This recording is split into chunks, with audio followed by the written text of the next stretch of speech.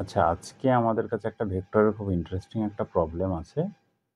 ABC ৩ টে unit vector দেওয়া আছে, আর একটা রিলেশন দেওয়া আছে। তার বেসিক্যালি ম্যাক্সিমাম ভ্যালুটা আমার কাছে জানতে চাইছে। এটা মানে আইআইটি জেইতে 2001 সালে এসেছিল, ঠিক আছে? তো সেটার আমি মানে এটার মধ্যে আমরা অনেক কিছু কনসেপ্ট শিখতে পারবো। সেই জন্য এই অঙ্কটা আমরা করি, একটু পুরানো হলেও দেখি। সে সময় আইআইটি জেইতে এরকম কনসেপচুয়াল অনেক অঙ্ক আসতো। তাহলে a minus B plus B minus C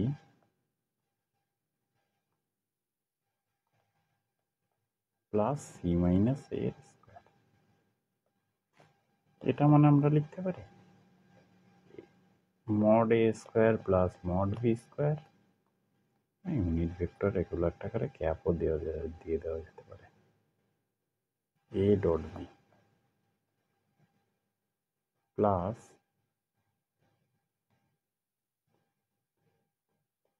C square plus mod C square minus 2 B dot C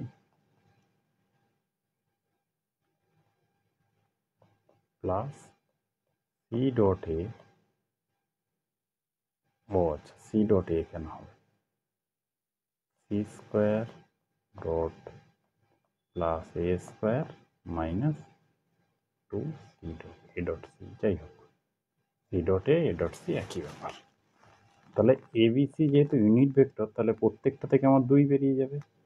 mod A square মানে 1, মড বি স্কোয়ার মানে 1, তার মানে টোটাল আমার বেরিয়ে যাচ্ছে 6 minus 2 A dot B plus B dot C plus C dot. তার মানে আমার এই পার্টটার মিনিমাম ভ্যালু বার করতে পারলে আমার হয়ে যাবে, ঠিক আছে? তাহলে এবার আমি কি করব, এই পার্টটার মিনিমাম ভ্যালু কত সেটা আমি কি করে বার করব? দেখি, আমি দুটো ভেক্টর নিয়ে দেখি।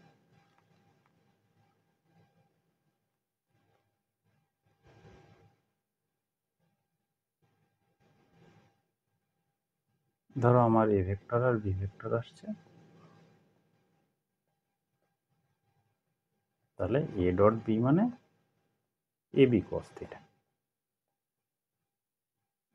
আচ্ছা, কস থিটা বিটা আমি পরে লিখে দিলাম। তাহলে basically A cos theta, A B এর মধ্যে যে অ্যাঙ্গেলটা, তাহলে থিটা হচ্ছে কত? 1। আচ্ছা, থিটা হচ্ছে, যেহেতু এটা মিনিমাম ভ্যালু বার করতে হবে, তাহলে থিটার ভ্যালুটা -1। তাহলে এটার মিনিমাম ভ্যালু -1 হচ্ছে, এটার মিনিমাম ভ্যালু -1 হচ্ছে, এটার মিনিমাম ভ্যালু -1 হচ্ছে। যখনই থিটাটা -1 হতে হবে, তাহলে তিনটে ভেক্টর, যদি এ ভেক্টরটা এদিকে যায় তাহলে বি ভেক্টরটা এদিকে যেতে হবে।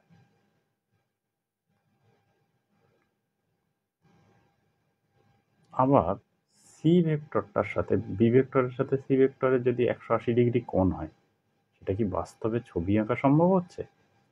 টুইস্টটা এই জায়গাটায়, এইতে A dot B, B dot C আর সি ডট এ, এই তিনটের ভ্যালু হচ্ছে -3 হবে না, কারণ আমরা ছবি আঁকতে পারছি। দেখি, আমরা ফিজিক্সের মেকানিক্সে যখন ভেক্টর পড়েছিলাম, আমাদের মনে পড়ে যে তিনটে ফোর্স আমরা যদি মানে করি, তার মিনিমাম ফোর্স অ্যাপ্লাই হবে 120 ডিগ্রিতে থাকলে। তিনটে যদি এরকম 120 ডিগ্রিতে হয়, তাহলে তার রেজাল্টটা হচ্ছে আমার কি বলে মিনিমাম হবে। তাহলে আমি খুব এখান থেকে সহজে বলতে পারি, মানে এটা ধরো এ ভেক্টর, এটা বি ভেক্টর আর এটা সি ভেক্টর। এটা ম্যাথামেটিক্যালিও প্রুভ করা যায়। তো এটা মূলত আমাদের মনে রাখতে হবে। তো তিনটে এরকম ভেক্টরের যদি থাকে, তাহলে আমাদের এটা হবে, মানে তার মিনিমাম ভ্যালু, সেই ভেক্টরটার মানে এটা মিনিমাম হবে যখন এটা 120 ডিগ্রি হবে। তাহলে A dot B plus B dot C plus C dot A, তিনটের মধ্যেই 120 ডিগ্রি অ্যাঙ্গেল। তাহলে মড এ মড বি আর কস 120 যোগ mod B mod C cos 120 যোগ mod C mod A cos 120, তার মানে 3 cos 120, mod A 1 mod B 1, তাহলে 3 cos 120, cos 120 মানে মাইনাস হবে, তাহলে -3/2। ঠিক আছে, তাহলে এটার ম্যাক্সিমাম ভ্যালু হচ্ছে -3/2।